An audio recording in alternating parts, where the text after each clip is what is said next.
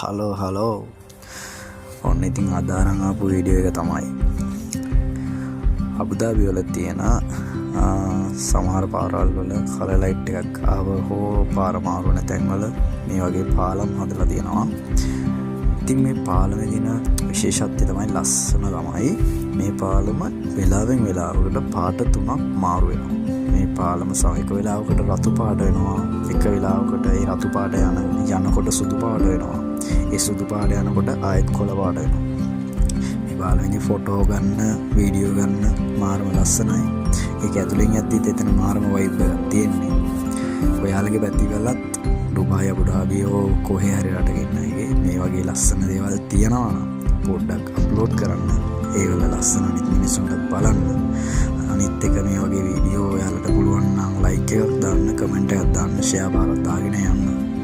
ඉතින් හැමෝටම සුබ දවසක්.